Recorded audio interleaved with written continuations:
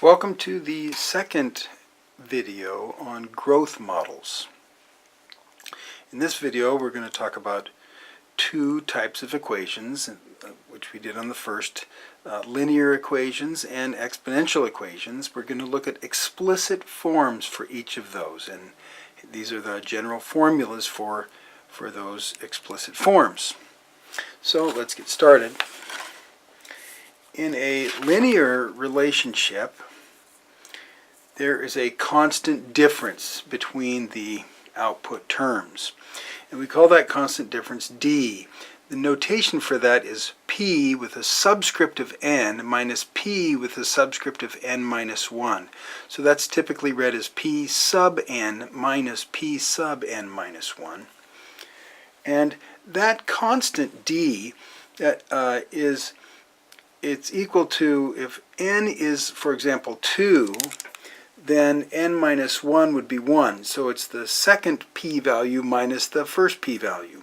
The 2 and the 1 really are not of any numerical value. They're just the order that the values come in. Or if n is 3, then n minus 1 would be 2. Or if n was 1, then n minus 1 would be 0. So that constant d, the difference between terms, would be, it's very similar to the slope in the linear equation m, where you find the slope by subtracting the y values and subtracting corresponding x values. So again, linear relationships have a constant difference. Exponential relationships have a constant ratio, and you find that ratio not by subtracting terms, which would give you a difference, but by dividing terms. That's a ratio. P sub n divided by p sub n minus 1. So that would be something like p sub 1 divided by p sub 0. So if n is 1, this is like term number 1, this would be the previous term. And if n is 2, this would be n minus 1 would be 1. So it's the second p term divided by the first, or the third p term divided by the second. And so we'll take a look at that in application too in just a moment. Now, the explicit forms of those linear and exponential equations are written here. You saw them on those cards when we began. The linear form is p sub n is equal to d times n plus p sub 0. Now this is like m in mx plus b, and this is the starting value, like b is the starting point in a linear function. P sub 0 is the starting point in a linear relationship here too. And then we have the exponential form. Now these are both explicit forms. We have p sub n is equal to p sub 0, again the starting point, and then b, which if you notice, that's what I call the constant ratio b.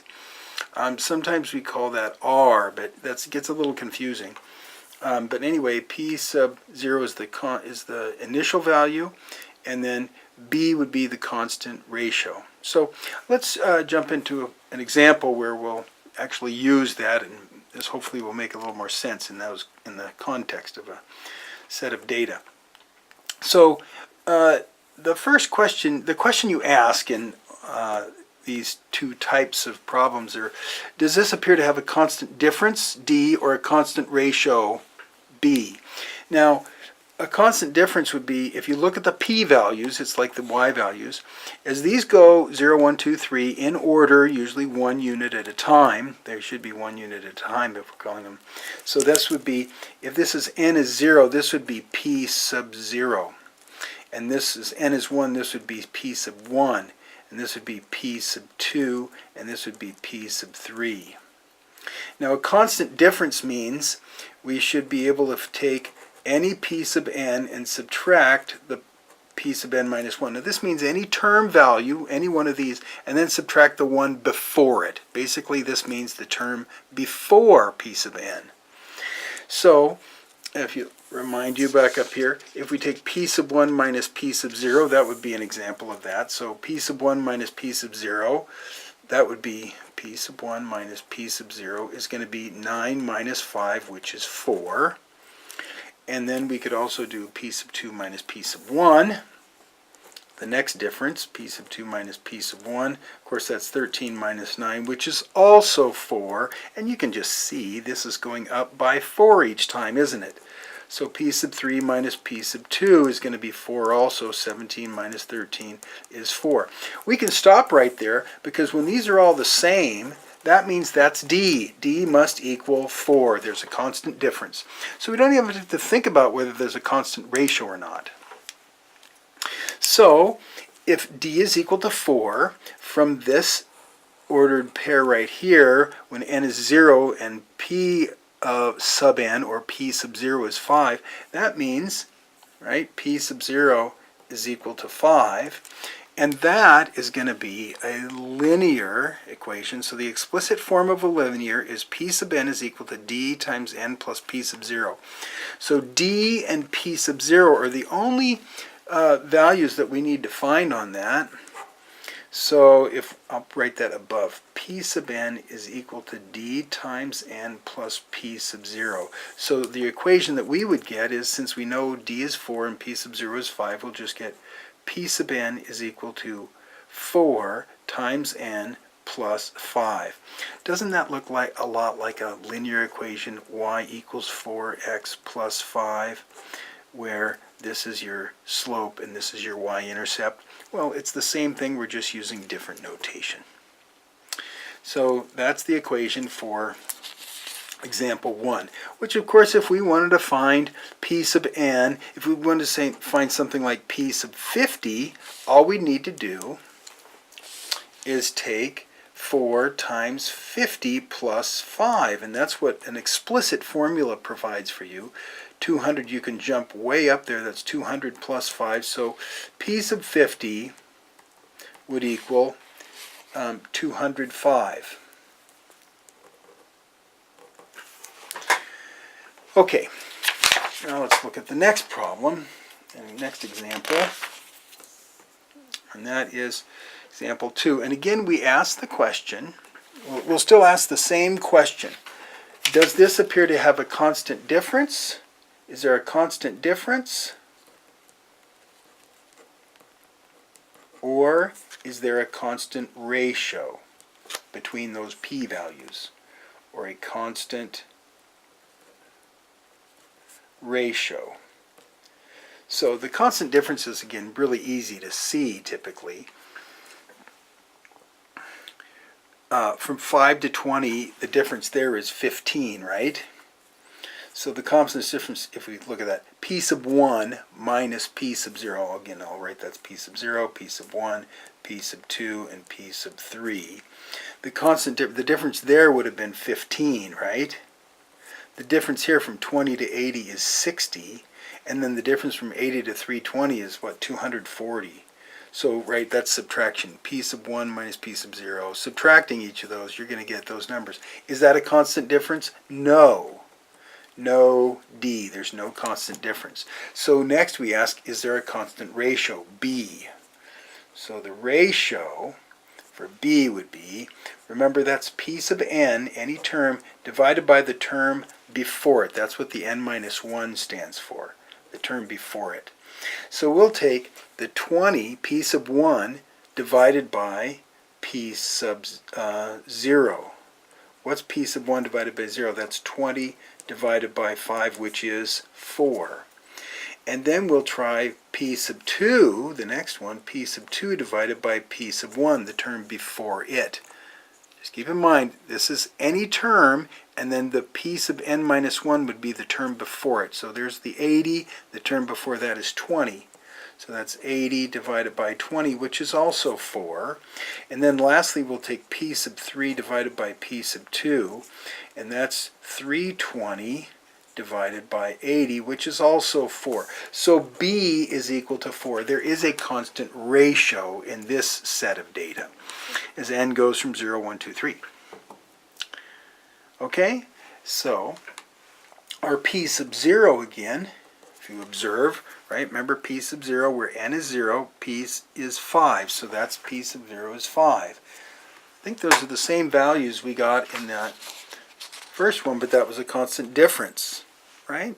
Difference was 4 and the beginning value was 5. Here the difference is the constant ratio is 4, we're multiplying by 4 now instead of adding 4, right? And so the formula for the explicit equation, explicit form of an exponential equation was p sub n equals p sub 0 b to the n. So I'll write that down here. P sub n equals p sub 0 b to the n power. And we have our p sub 0 and we have our b. So this is p sub n is equal to p sub 0 is 5. That's a multiplication, right? Sometimes we put that in parentheses to emphasize that's being multiplied. And b is 4, and that's to the n power. So you may have seen something in your previous algebra class that's 5 times 4 to the x power, something like that, maybe like that. Okay, so similarly we're just using these p sub n and n instead of x and y. Okay, let's move on to the next example and see if we can tell fairly quickly. Is that a constant difference? What would the difference be? So the difference between 25 and 5, that goes down by 20. And then it goes down by 4, and then it goes down by really just 0.8. So that is there's no d, right? There's no constant difference. So hopefully we can find b, the constant ratio. And the constant ratio, remember, we're going to take every p-value, pick any p-value, and then divide it by the p-value before it. So this is, we'll pick 5 divided by 25. Oh, that's 1/5 or 0.2, right? Either way. This is this p-value, p sub 2 divided by p sub 1 would be 1 divided by 5, which clearly that's 1/5. So it's looking like this obviously is a constant ratio. And now we're going to get 0.2 divided by 1, which of course that's, p sub 3 divided by p sub 2 is going to be 0.2. So our constant ratio is 0.2. Our original p sub 0 is 25.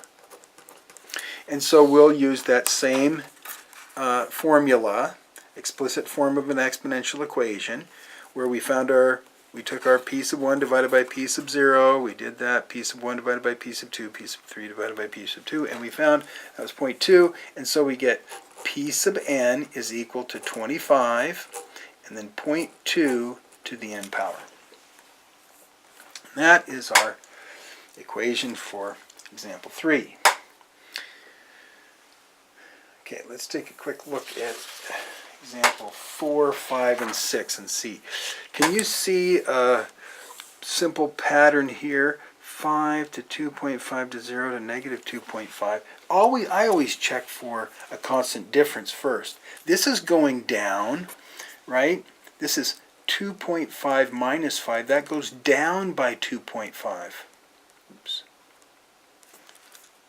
Then this goes from 0 to subtract 2.5, the difference there is going to be a negative 2.5, and then from negative 2.5 subtract 0, right? P sub 3 minus P sub 2, that's going to be negative 2.5. So we found our common difference. D is equal to negative 0.25. Now we want to find our starting value, P sub 0, which is 5. And so our formula, that's a linear when it's a common difference, so we'll use this form of the equation. P sub n is equal to, and d in this case is negative 0.25 n plus 5 again. Okay, let's take a look at problem number 5.